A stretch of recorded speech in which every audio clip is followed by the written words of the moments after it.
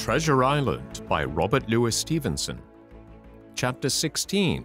Narrative continued by the Doctor. How the ship was abandoned.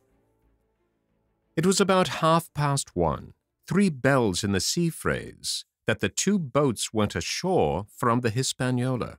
The captain, the squire, and I were talking matters over in the cabin. Had there been a breath of wind, we should have fallen on the 6 mutineers who were left aboard with us, slipped our cable, and away to sea. But the wind was wanting, and to complete our helplessness, down came Hunter with the news that Jim Hawkins had slipped into a boat and was gone ashore with the rest. It never occurred to us to doubt Jim Hawkins, but we were alarmed for his safety. With the men in the temper they were in, it seemed an even chance if we should see the lad again. We ran on deck.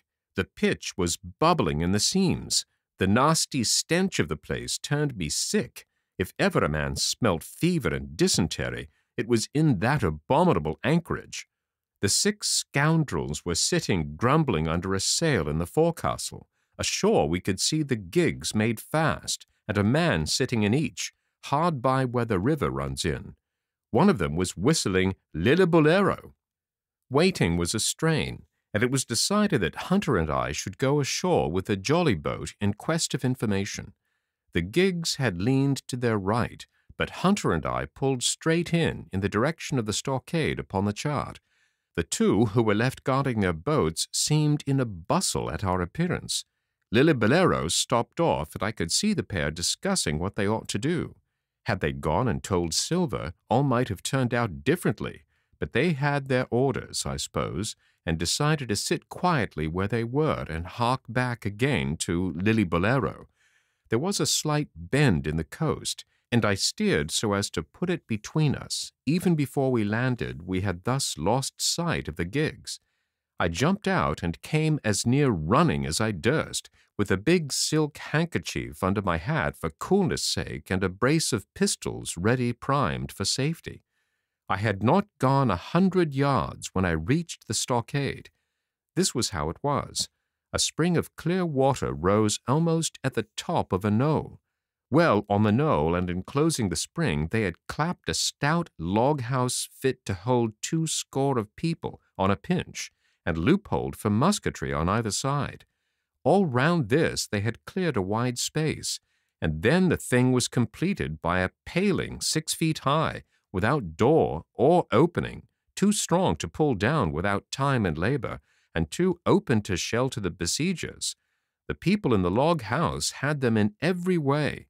They stood quiet in shelter and shot the others like partridges. All they wanted was a good watch and food, for short of a complete surprise, they might have held the place against a regiment.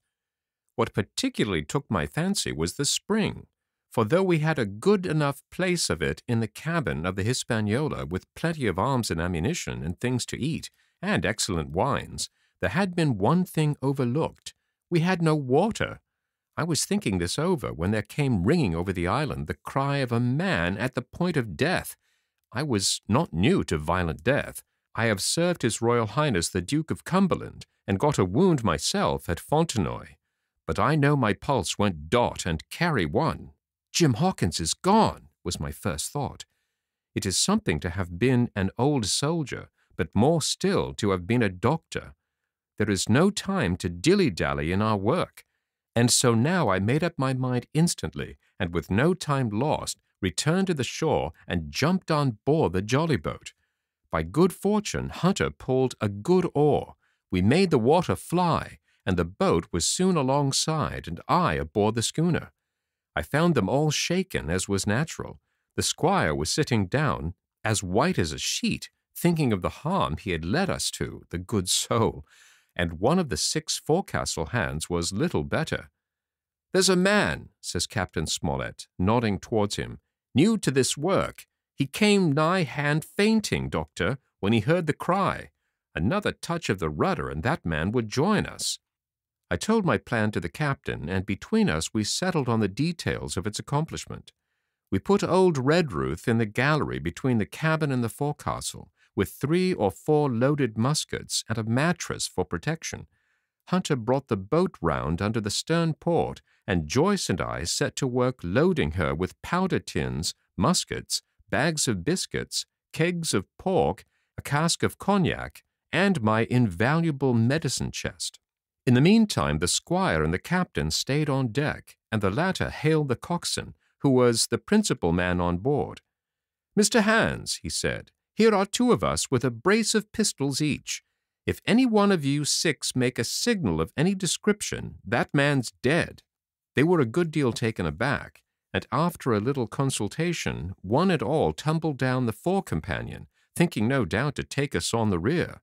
But when they saw Redruth waiting for them in the sparred galley, they went about ship at once, and a head popped out again on deck.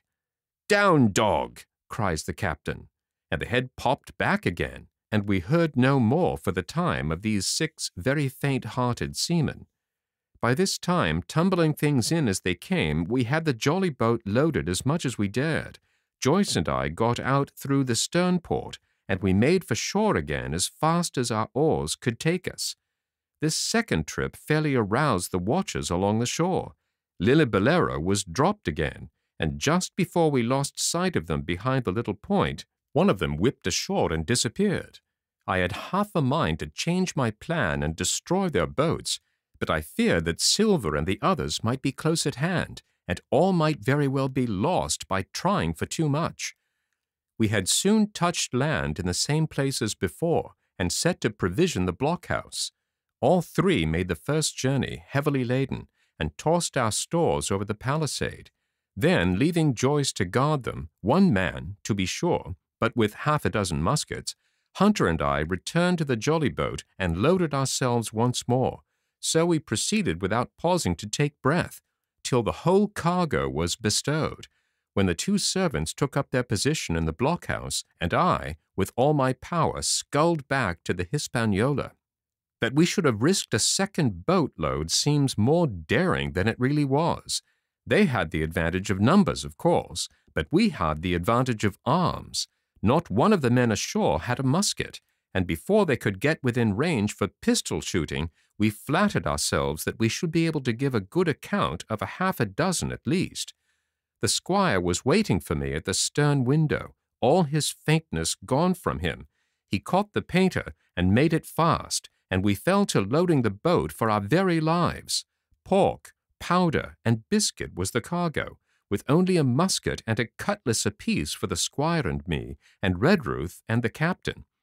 The rest of the arms and powder we dropped overboard in 2 fathoms and a half of water, so that we could see the bright steel shining far below us in the sun on the clean sandy bottom. By this time the tide was beginning to ebb, and the ship was swinging round to her anchor. Voices were heard faintly hallooing in the direction of the 2 gigs, and though this reassured us for Joyce and Hunter, who were well to the eastward, it warned our party to be off. Redruth retreated from his place in the gallery and dropped into the boat, which we then brought round to the ship's counter, to be handier for Captain Smollett. "Now, men," said he, "do you hear me?" There was no answer from the forecastle. "It's to you, Abraham Gray, it's to you that I'm speaking." Still no reply. "Gray," resumed Mr. Smollett a little louder, "I am leaving this ship, and I order you to follow your captain. I know you're a good man at bottom, and I dare say not one of the lot of you's as bad as he makes out. I have my watch here in my hand. I give you 30 seconds to join me." There was a pause. "Come, my fine fellow," continued the captain, "don't hang so long in stays. I'm risking my life and the lives of these good gentlemen every second." There was a sudden scuffle, a sound of blows, and out burst Abraham Gray with a knife cut on the side of his cheek, and came running to the captain like a dog to the whistle. "I'm with you, sir," said he, and the next moment he and the captain had dropped aboard of us, and we had shoved off and given way.